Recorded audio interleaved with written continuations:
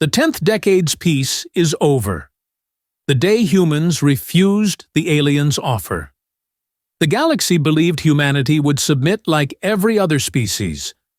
When the alien coalition arrived offering peace, immortality, and paradise at the cost of freedom, they expected Earth to kneel.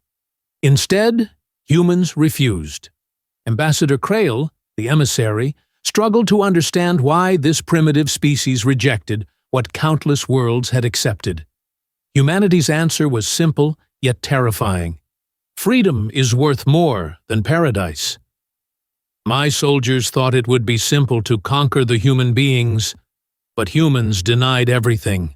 That was the first thought I had as my vessel broke through the upper atmosphere of Earth, flames licking across the hull like ribbons of molten fire. Simple. That was the word they used. Transmit the message. Offer the terms. Secure compliance. Return home. Every species before had accepted. Every single one. Some resisted for a day, a week, at most a month. But in the end, they all chose survival over pride. The Council called it inevitability. But then, they had never dealt with humans. From orbit, Earth looked serene, an ocean-wrapped jewel, pale blue and veiled in clouds. Beautiful. Deceptively so. Our archives described this planet as fractured and unstable.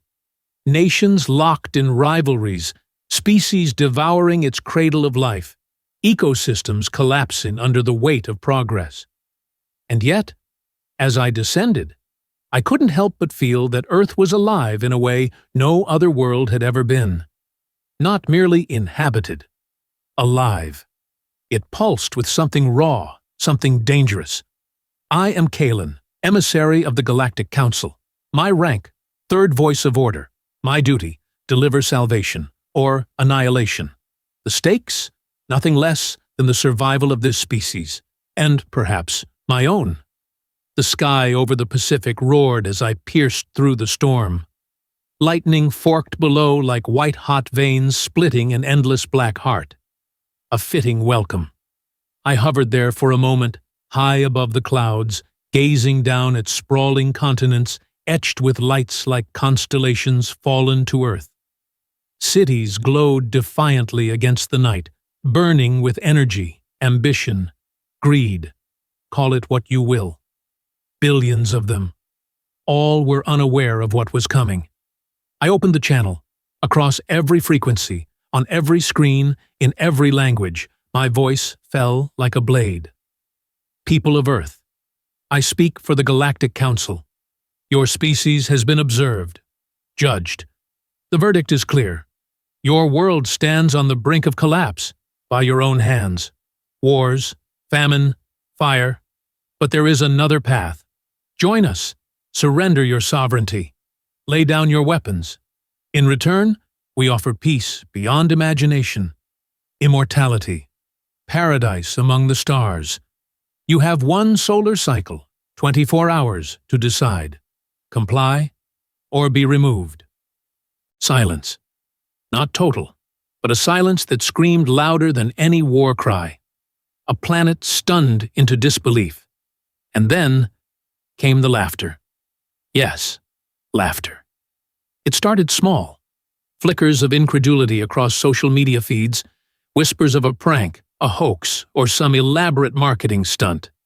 Then came the anger, the outrage, the memes, the endless venomous debates that only humans could birth in such numbers. Half the world didn't believe me. The other half refused to care. But when the Council fleet bled into their skies, black crescents blotting out the sun, belief spread like fire in dry grass. Panic swept their cities. Governments scrambled. Militaries roared awake like startled beasts. And still, not one word of surrender. Why? Every other species had begged us for mercy. They had fallen to their knees before the promise of survival. But humans? They argued. They mocked. They dared. Narration softens, reflective. That night, I walked among them. Yes, walked. My vessel's stealth allowed me to pass unseen. I needed to understand them, not as data, but as flesh and blood. Their streets were chaos, sirens wailing, screens flashing warnings, markets collapsing. But amid the terror, I saw something that unsettled me. They were laughing. Not all, but enough. Huddled in bars, in dim apartments lit by failing power, sharing drinks, jokes, stories, as if defying fear itself. One man raised a glass to the sky and shouted, "Come and get us, you alien bastards!" The others roared with laughter. And then I saw a child, small, fragile, sitting on the steps of a broken street, tears streaming down her face as she clutched a tattered doll. Her mother knelt beside her, whispering words I could not hear, but I saw the effect. The girl stopped crying. She smiled. Why? What power did those words hold? In my kind, tears are chemical waste, a failure of form, but in them, it seemed different, almost sacred. Back aboard my vessel, I replayed the Council's directive. They will comply. If not, erase them. Erase them. As if they were nothing. As if their stubborn laughter and fragile tears meant nothing. But something in me whispered, they will not bow. And for the first time in centuries, I wondered if the Council was wrong. The next morning, I spoke again. Across every screen, in every city, my voice rolled like thunder. Your time is ending. Choose survival. Join us, or face extinction. And then, they answered. Not with surrender, not with pleas, but with defiance.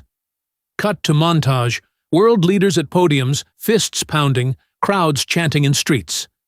A single phrase echoed across the planet. We do not consent. Some added rage. Earth belongs to humans. Others, softer but no less firm. We'd rather die free than live as slaves. Slaves? Did they think paradise was slavery? Did they think immortality was a chain? I could not comprehend it. And yet, I felt something stir in me, something like respect or fear. For the first time in my service, I sent a message back to the Council, not to report compliance, but to ask, what if they refuse? The reply was instant, merciless. Then they burn. I watched as their cities woke up under the fractured light of dawn. Smoke still clung to some skylines, ghosts of fires sparked by conflict, by fear, by choices made under duress. And yet, there were people on the streets, sweeping the ashes from their doorsteps, reopening their markets, rebuilding their shattered walls. Do you understand what that means? Species die in the aftermath of war. Entire civilizations crumble into dust because their will breaks before their bodies do. But here they were, scarred, bleeding, laughing as they carried bricks and steel like it was nothing. Our fleet's sensors told us their global networks were fractured. Their economies were unstable. Famine loomed in corners of their world. Sickness whispered through their alleys. And yet, their voices, thousands, millions, rose like a tide of defiance, saying, "We are still here." We sat in orbit, watching. The Council demanded we finish it, destroy their arsenals, strip their defenses, force compliance. But something stopped me. Something in the way they refused to bow, not just with weapons, but with songs, with banners, with hands clasped together across shattered borders. I decided to go down there, alone, against orders. When I landed, it was not in one of their grand cities or shining towers. I chose a place broken by war, a town that had known fire and steel. The soil still carried the scent of blood. Buildings lay gutted, like carcasses of giants. And yet, in the middle of it all, they were planting flowers. Can you understand the audacity of that? A people who had stared into the abyss and said, "Not today." I walked among them, cloaked in a form they could understand. I could feel their fear, yes, but beneath it, something more dangerous. Hope. One of them approached me. She was small, fragile even, by my standards. Her clothes were worn, her hands calloused from work. But her eyes burned brighter than any star I've seen. "You're not from here," she said, not a question, but a statement. "No," I admitted. Her lips pressed into a thin line. "You came to finish it?" "No," I said again. "I came to understand." She laughed then, a sharp sound, bitter and bright at once. "Understand? After everything? After you brought the sky down on us?" "We offered peace," I said carefully. "We offered an end to suffering. You refused." Her gaze pierced me as if peeling away my words. "You call it peace. We call it a cage." "You would have lived forever," I told her. "No hunger, no disease, no war." "At what cost?" she whispered. I hesitated. "At the cost of choice." Her laugh was softer now, almost sad. "Then you never understood us at all." I wanted to argue, to tell her what countless species had accepted, how many worlds had fallen to their knees for that gift. But something in her voice silenced me. "Why?" I asked finally. "Why fight for pain? For suffering? For death?" She stepped closer, her shadow cutting through the dying light. "Because those things are ours. Because if you take away the bad, you take away the good. You take away the fight, the climb, the fall, the rise. You take away what makes us human." Her words echoed in me like a storm breaking against stone. I thought of our archives, of the records of countless species who chose comfort over struggle, stillness over chaos, and vanished.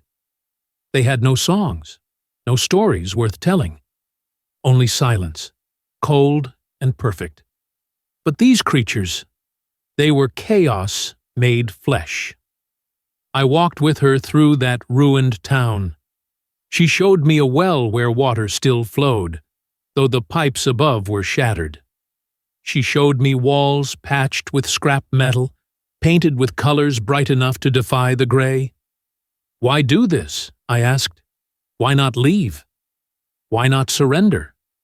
She looked at me like the question itself was foreign. "Because this is home?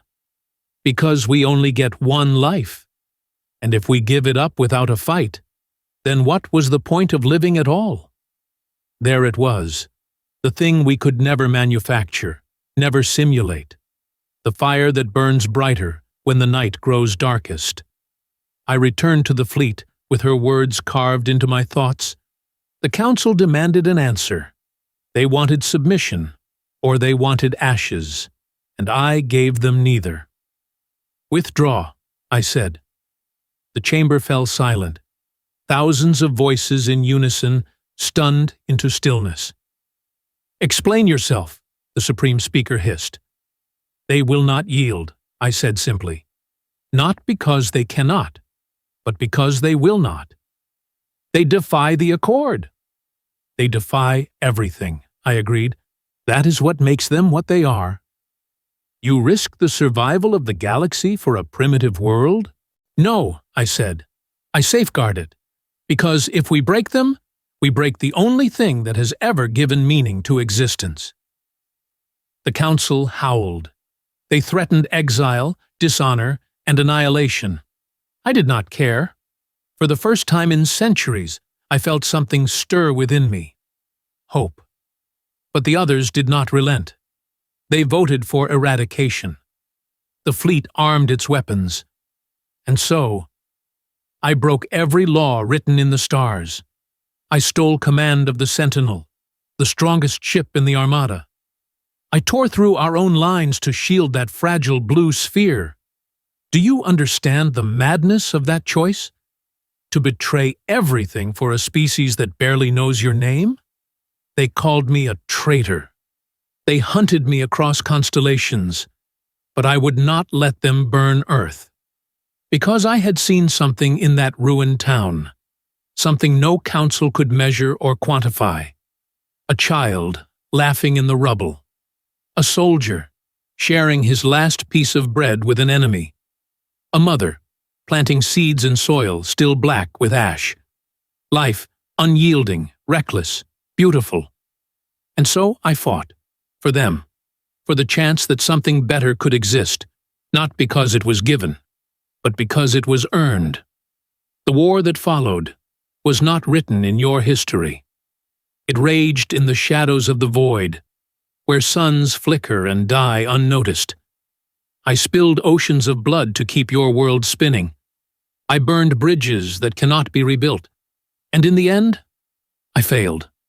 Not entirely. You live. You thrive. But the cost, oh, the cost was everything I was. Now I watch from the edge of your skies, a ghost in the dark. You will never know my name. You will never sing of what I did. And that is as it should be. Because your story was never mine to tell. It is yours. Always yours. So fight, humans. Bleed. Fall. Rise. And never, never stop being what you are. The room was silent after Kalen's declaration. The alien council stared at him as though he had uttered the most blasphemous thing in the galaxy. A few of them shifted in their seats, their shimmering forms rippling with agitation. Finally, a voice cut through the tension. You would let them live? The words came from Zorath, the eldest of the delegation, its voice like steel drawn across glass. After what they've done? After they've rejected the covenant of unity? Twice? Yes, Kalen said, his voice steady despite the tremor running through his core. Because they are not like us. They are not like any of us. We thought them primitive, savage, incapable of peace, and perhaps they are. But they are also something else, something we cannot afford to destroy. Zorath's many eyes burned with cold fire. Explain. Kalen turned to the vast display at the center of the chamber, the one showing the blue planet hanging like a jewel in the void. You call them dangerous because they fight, because they cling to sovereignty, to freedom, even when surrender means survival. And you are right, they are dangerous, but not because they seek war. He raised a hand, and images flickered across the display. Soldiers pulling civilians from rubble, medics binding wounds with trembling hands, strangers sharing food in a shattered street. They fight because they love. They fight because they refuse to let go of what they believe in, even when it breaks them. No other species we have encountered does this. Not like them. Love. Zorath spat the word like a toxin. An archaic impulse. It is the root of their chaos. It is the root of their strength, Kalen countered. They endure the unbearable because of it. Do you know what I saw on their battlefields? A human mother shielding her child with her own body, even as the fire consumed her.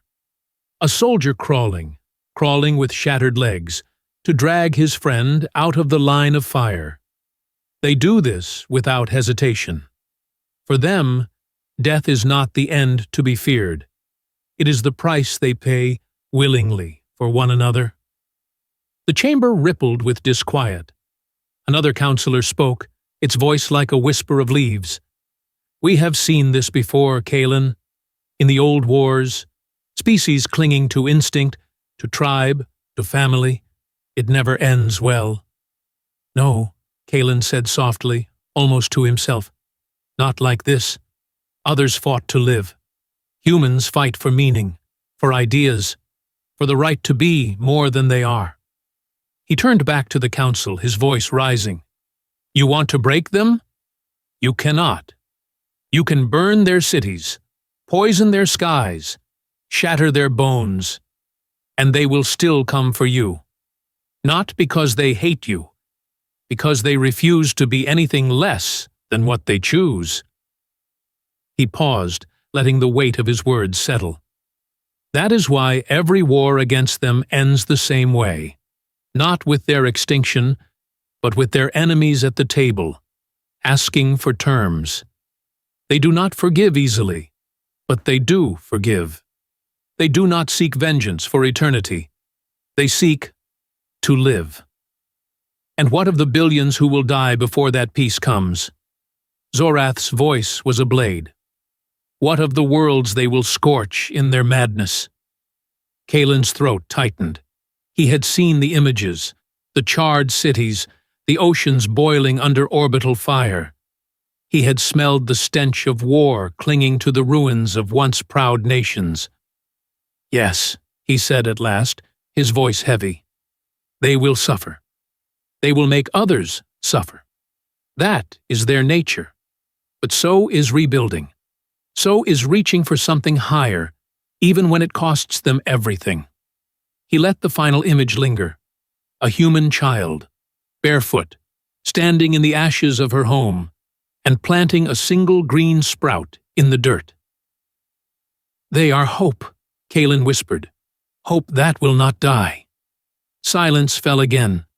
The council did not move, but Kalen could feel the shift, the uncertainty creeping into their minds. Finally Zorath spoke, each syllable a hammer blow. And if they turn that hope into fire? If they rise against us all? Kalen met his gaze without flinching. Then we will deserve what comes. The chamber erupted into chaos. Voices crashed against each other, a storm of rage and disbelief. Kalen stood still, feeling the weight of every eye upon him, and for the first time he did not feel small. He felt human. On Earth, the sky burned red. Cities lay in ruins, and the air was thick with smoke and silence. But in the heart of that silence, something stirred. A single voice. A soldier standing on broken ground, clutching a torn flag in blood-stained hands. He lifted it high, his voice hoarse but unbroken. "We are still here!" Others rose, farmers with dirt-streaked faces, engineers in shattered labs, children with fists clenched tight. Across the world, they echoed the cry. "We are still here!" The invaders heard it. Across their fleets, the sound rippled like a heartbeat. It should have been meaningless, a primitive noise from a dying world. But it was not meaningless. It was defiance. It was a promise. And in that moment, the galaxy understood. Humanity would never kneel. Months passed, then years. The war dragged on, relentless, merciless. But through it all, humanity endured. Cities rose again from rubble, stronger than before. Nations that once warred with each other stood shoulder to shoulder. They bled. They broke. But they never gave up. And then, one day, the skies cleared. The fleets withdrew. The war was over. Not because humanity was destroyed, but because the galaxy had learned what Kalen already knew. You cannot conquer a species that refuses to die. Kalen walked the green hills of Earth years later, breathing air sweet with spring. He watched children laugh among the ruins of old monuments, their voices carrying on the wind, and for the first time since he had left his homeworld, he felt something like peace. A human approached him, a soldier, scarred and weary but smiling. "You stayed?" she said. "Yes," Kalen replied, his voice quiet. "I stayed." "Why?" He looked at the horizon, where the sun blazed gold against the endless sky. "Because I wanted to see what hope looks like when it wins." The soldier laughed softly, and together they stood in silence, watching a world that had refused to die begin to live again. And far beyond the stars, in the halls of alien power, whispers spread like wildfire. Whispers of a species that had turned despair into strength, ruin into rebirth. A species that fought not for empire, not for conquest, but for something far more dangerous, for the right to choose. The galaxy would remember their name, humans. And if you listen closely, even now, you can still hear their words carried on the wind, spoken in every language, every voice, with the same unyielding fire. We are still here.